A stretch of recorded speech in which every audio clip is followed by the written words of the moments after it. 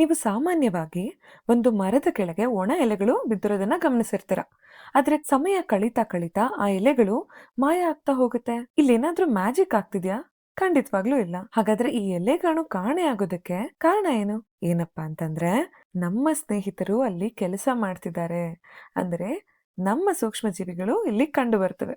ಈ ಸೂಕ್ಷ್ಮ ಜೀವಿಗಳು ಎಲ್ಲೆಡೆಯೂ ಇರ್ತವೆ. ಅಂದ್ರೆ ನಾವು ಉಸಿರಾಡೋ ಗಾಳಿಯಲ್ಲಿ, ಕುಡಿಯುವಂತ ನೀರಿನಲ್ಲಿ, ಹಾಗೆ ನಮ್ಮ ಕಾಲಿನ ಕೆಳಗಿನ ಮಣ್ಣಿನಲ್ಲಿ ಮತ್ತು ನಮ್ಮ ದೇಹದೊಳಗೂ ಕೂಡ ಈ ಸೂಕ್ಷ್ಮ ಜೀವಿಗಳು ಜೀವಿಸ್ತಾ ಇರ್ತವೆ. ಕೆಲವು ಸೂಕ್ಷ್ಮ ಜೀವಿಗಳು ತುಂಬಾ ಬಲಿಷ್ಠವಾಗಿರ್ತವೆ. ಅವುಗಳು ಹಿಮಗಡ್ಡೆ ಆರ್ಟಿಕ್ ಅಂದರೆ ಅತ್ಯಂತ ಶೀತಲವಾಗಿರುವಂತಹ ಮತ್ತು ಮಂಜಿನಿಂದ ಕೂಡಿದ ಉತ್ತರ ಧ್ರುವ ಪ್ರವೇಶ ಮತ್ತು ಕುದಿಯುವ ಬಿಸಿ ನೀರಿನ ಬುಗ್ಗೆಗಳಲ್ಲಿ ಮತ್ತು ಅತಿ ಆಮ್ಲೀಯ ಸರೋವರ ಈ ಪ್ರದೇಶಗಳಲ್ಲಿ ಅತಿ ಬಲಿಷ್ಠ ಸೂಕ್ಷ್ಮ ಜೀವಿಗಳು ವಾಸ ಮಾಡ್ತವೆ.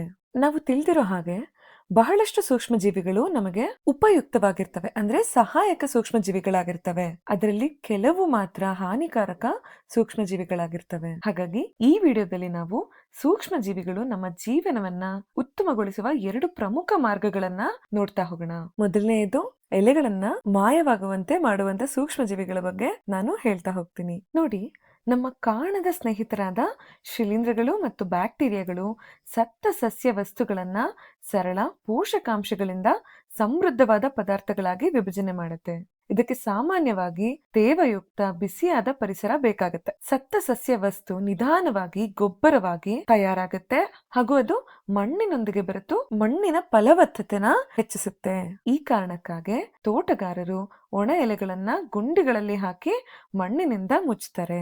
ಅವರು ಏನಕ್ಕೆ ಈ ರೀತಿಯಾಗಿ ಮಾಡ್ತಾರೆ ಅಂದ್ರೆ ಸೂಕ್ಷ್ಮ ಜೀವಿಗಳಿಗೆ ಸಹಾಯ ಆಗ್ಲಿ ಅಂತ. ಅಂದ್ರೆ ಸೂಕ್ಷ್ಮ ಜೀವಿಗಳು ತಮ್ಮ ಕೆಲಸವನ್ನ ಮಾಡೋದಕ್ಕೆ ಆರಾಮದಾಯಕವಾದ ಅಂದ್ರೆ ತೇವಯುಕ್ತ ಮನೆಯನ್ನ ನಿರ್ಮಿಸಿಕೊಡ್ತಾರೆ. ನೀವು ಇದನ್ನ ನಿಮ್ಮ ಮನೆಯಲ್ಲಿ ಪ್ರಯತ್ನಿಸಬಹುದು. ಒಂದು ಪಾತ್ರೆಯನ್ನ ತೆಗೆದುಕೊಂಡು ತೋಟದ ಮಣ್ಣು ಹಾಕಿ ಅದಕ್ಕೆ ಹಣ್ಣು ಮತ್ತೆ ತರಕಾರಿ ಸಿಪ್ಪೆಗಳನ್ನ ಸೇರಿಸಿ ಮತ್ತು ಮತ್ತಷ್ಟು ಮಣ್ಣಿನಿಂದ ಅದ್ರ ಮೇಲೆ ಮುಚ್ಚಿಬಿಡಿ. ಇದನ್ನ ನೀವು 2-3 ವಾರಗಳ ಕಾಲ ಬಿಟ್ರೆ ಸಿಪ್ಪೆಗಳು ಮಾಯವಾಗಿ ಕಪ್ಪು ಪೋಷಕಾಂಶಗಳಿಂದ ಸಮೃದ್ಧವಾದ ಮಣ್ಣು ಉಳಿಯುತ್ತೆ. ಇದೆಲ್ಲ ಮಾಡಿದ್ಮೇಲೆ ನಿಮ್ಮ ಕೈಗಳನ್ನ ತೊಳೆಯೋದನ್ನ ಮರಿಬೇಡಿ. ಈಗ ಮುಂದೆ ಹೋಗೋಣ. ಸೂಕ್ಷ್ಮ ಜೀವಿಗಳು ಕೆಲವು ಸಸ್ಯಗಳನ್ನ ಮಾತ್ರ ಮರುಬಳಕೆ ಮಾಡೋದಿಲ್ಲ, ಅವು ಸತ್ತ ಪ್ರಾಣಿಗಳನ್ನ ಮತ್ತು ಪ್ರಾಣಿಗಳ ತ್ಯಾಜ್ಯವನ್ನು ವಿಭಜನೆ ಮಾಡುತ್ತೆ. ಹೀಗೆ ಮಾಡೋದ್ರಿಂದ ಅವು ಪರಿಸರವನ್ನ ಸ್ವಚ್ಛಗೊಳಿಸುತ್ತೆ, ತ್ಯಾಜ್ಯವನ್ನ ಮರುಬಳಕೆ ಮಾಡುವಂತೆ ಮಾಡುತ್ತೆ. ಅಷ್ಟೇ ಅಲ್ಲ, ಮತ್ತೆ ಅದರೊಳಗಿನ ಮುಖ್ಯ ಪೋಷಕಾಂಶಗಳನ್ನ ಮಣ್ಣಿಗೆ ಹಿಂತಿರುಗಿಸುತ್ತೆ. ಇಲ್ಲಿ ನೀವು ಇನ್ನೊಂದು ತಿಳ್ಕೊಳ್ಬೇಕು ಏನಂದ್ರೆ ಸ್ಯೂಡೋಮೋನಾಸ್ ಬ್ಯಾಕ್ಟೀರಿಯಾಗಳು ತೈಲಗಳಲ್ಲಿರುವಂತಹ ರಾಸಾಯನಿಕಗಳನ್ನ ತಿಂದು ಜೀರ್ಣಿಸಿಕೊಳ್ಳುವ ಸಾಮರ್ಥ್ಯವನ್ನ ಹೊಂದಿರುತ್ತೆ. ಅದರಿಂದ ವಿಜ್ಞಾನಿಗಳು ಇವುಗಳನ್ನ ವಿಶೇಷವಾಗಿ ತಯಾರಿಸ್ತಾರೆ. ಹಾಗೆ ಅವುಗಳನ್ನ ಸಮುದ್ರದಲ್ಲಿ ಸಂಭವಿಸುವ ತೈಲ ಸೋರಿಕೆಯನ್ನ ತಡೆಗಟ್ಟೋದಕ್ಕೆ ಹಾಗೂ ಪರಿಸರವನ್ನ ಸ್ವಚ್ಛಗೊಳಿಸೋದಕ್ಕೆ ಬಳಸ್ತಾರೆ. ಹಾಗಾಗಿ ನೀವು ನೋಡಿರಬಹುದು, ಸಮುದ್ರ ಬಹಳ ಶುದ್ಧವಾಗಿ ನಮಗೆ ಕಾಣಿಸುತ್ತೆ. ಈಗ ಸೂಕ್ಷ್ಮ ಜೀವಿಗಳು ಮಾಡುವ ಮತ್ತೊಂದು ಅದ್ಭುತ ವಿಷಯವನ್ನ ನೋಡೋಣ.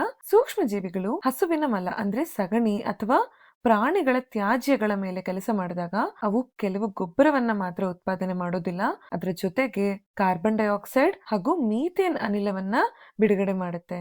ಈ ಮೀಥೇನ್ ಸಮೃದ್ಧ ಮಿಶ್ರಣವನ್ನ ಬಯೋಗ್ಯಾಸ್ ಅಂತ ನಾವು ಕರಿತೀವಿ. ಬಯೋಗ್ಯಾಸ್ ಅಂದ್ರೆ ಪರಿಸರ ಸ್ನೇಹಿ ಇಂಧನ. ಇದನ್ನ ನಾವು ಅಡುಗೆ, ಬಿಸಿ ಮಾಡೋದಕ್ಕೆ, ವಿದ್ಯುತ್ ಉತ್ಪಾದನೆ ಮತ್ತು ವಾಹನಗಳನ್ನ ಓಡಿಸೋದಕ್ಕೆ ಬಳಸ್ತೀವಿ. ಈ ಪ್ರಕ್ರಿಯೆ ಸಂಭವಿಸೋದಕ್ಕೆ ಕಾರಣ ಏನಪ್ಪಾ ಅಂತಂದ್ರೆ ಆಮ್ಲಜನಕವಿಲ್ಲದ ಅಥವಾ ಕಡಿಮೆ ಆಮ್ಲಜನಕವಿರುವಂತಹ ಪರಿಸರದಲ್ಲಿ ಬೆಳೆಯುವಂತಹ ಅನರೋಬಿಕ್ ಬ್ಯಾಕ್ಟೀರಿಯಾಗಳು ವಿಶೇಷ ಜೈವಿಕ ಅನಿಲ ಅಂದರೆ ಬಯೋಗ್ಯಾಸ್ ಸ್ಥಾವರಗಳಲ್ಲಿ ಸಸ್ಯ ಮತ್ತು ಪ್ರಾಣಿಗಳ ತ್ಯಾಜ್ಯವನ್ನ ವಿಭಜನೆ ಮಾಡುತ್ತೆ. ಜೊತೆಗೆ ಇದು ಮಲಿನ ನೀರಿನ ಶುದ್ಧೀಕರಣ ಘಟಕಗಳಲ್ಲಿಯೂ ಸಂಭವಿಸುತ್ತೆ. ಹಾಗೆ ಅಲ್ಲಿ ಸೂಕ್ಷ್ಮ ಜೀವಿಗಳು ಪರಿಸರ ಅಥವಾ ಮನೆ ಮಾಲಿನ್ಯ ನೀರಿನಲ್ಲಿ ಇರುವ ಸಸ್ಯ ಮತ್ತು ಪ್ರಾಣಿಗಳ ತ್ಯಾಜ್ಯವನ್ನ ಕೂಡ ವಿಭಜನೆ ಮಾಡುತ್ತೆ. ಹೀಗಾಗಿ ಸೂಕ್ಷ್ಮ ಜೀವಿಗಳು ಈ ಭೂಮಿಯ ಸ್ವಚ್ಛತಾ ಸಿಬ್ಬಂದಿಗಳಷ್ಟೇ ಅಲ್ಲ, ಅವು ಇಂಧನ ಉತ್ಪಾದಕರೂ ಆಗಿವೆ. ಒಟ್ಟಿನಲ್ಲಿ ಈ ವಿಡಿಯೋದಲ್ಲಿ ನಾವು ಸೂಕ್ಷ್ಮ ಜೀವಿಗಳು ನಮಗೆ ಸಹಾಯ ಮಾಡುವ 2 ಮಾರ್ಗಗಳನ್ನ ಕಲ್ತಿದ್ದೀವಿ. ತ್ಯಾಜ್ಯ ಮರುಬಳಕೆ ಮತ್ತು ಮೀಥೇನ್ ಸಮೃದ್ಧ ಬಯೋಗ್ಯಾಸ್ ಉತ್ಪಾದನೆ. ಇದು ಕೇವಲ ಆರಂಭ. ಮುಂದಿನ ವಿಡಿಯೋದಲ್ಲಿ ಸೂಕ್ಷ್ಮ ಜೀವಿಗಳು ಕೇವಲ ಸ್ವಚ್ಛಗೊಳಿಸುವುದಷ್ಟೇ ಅಲ್ಲ, ಇಂಧನ ನೀಡೋದಷ್ಟೇ ಅಲ್ಲ, ಅವು ನಮಗೆ ರುಚಿಕರವಾದ ಆಹಾರ ತಯಾರಿಸೋದಕ್ಕೆ ಹಾಗೂ ಇತರೆ ಕೆಲಸಗಳಿಗೆ ಹೇಗೆ ಸಹಾಯ ಮಾಡ್ತವೆ ಅಂತ ಕೂಡ ನೋಡೋಣ.